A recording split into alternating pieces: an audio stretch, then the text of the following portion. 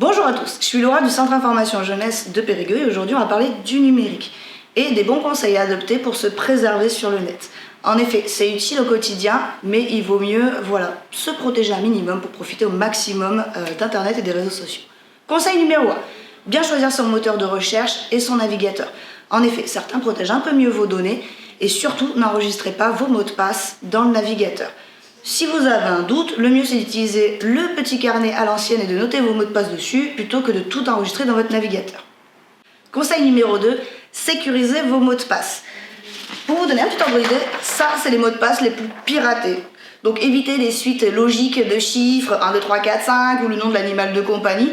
Pour que ce soit le plus sécurisé possible, mettez des minuscules, des majuscules, des chiffres, des caractères spéciaux et surtout n'utilisez pas le même partout. Sinon, une fois qu'on l'a trouvé, on peut se connecter à tous vos comptes. Conseil numéro 3, l'attention au phishing. Alors le concept, par exemple, vous recevez un mail vous disant cliquez sur cette pièce jointe ou transmettez-nous vos coordonnées, notamment ça peut le faire avec des organismes ou des impôts. Alors ça n'arrivera jamais.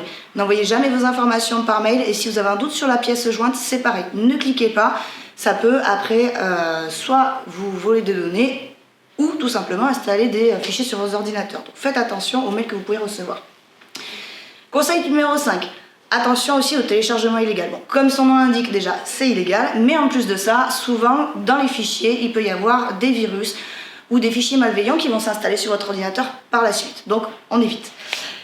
Conseil numéro 6, on vérifie toujours les sources de ce que l'on peut regarder sur Internet.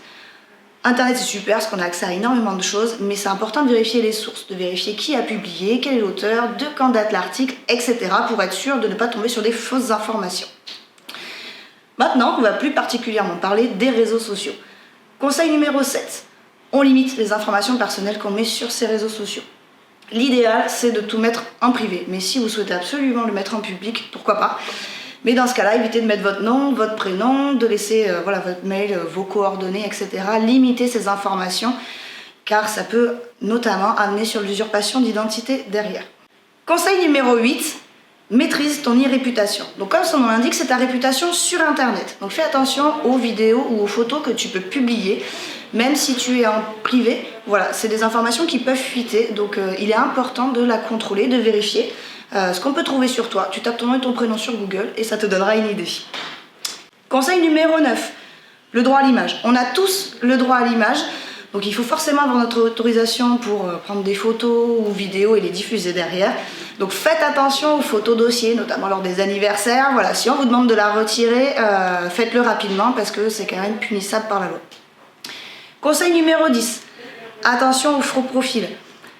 On est tous conscients que sur Internet, on peut trouver de tout. Et bien sur les réseaux sociaux, c'est pareil. On n'est pas forcément sûr de la personne qui va y avoir derrière le profil, à part si c'est quelqu'un que tu connais physiquement. Donc là, tu pourras être sûr. Mais si c'est pas le cas, méfie-toi, évite les rencontres physiques et surtout ne donne pas d'informations personnelles sur toi. Si tu as été attentif, tu remarqueras qu'il manque un conseil dans la vidéo. Donc n'hésite pas à venir me rencontrer pour qu'on puisse en discuter. En tout cas, si tu as besoin d'informations supplémentaires, tu peux venir au Centre Information Jeunesse, tu peux aussi aller voir le médiateur numérique de la médiathèque de Périgueux ou interpeller un promeneur du net. Bonne navigation et à bientôt!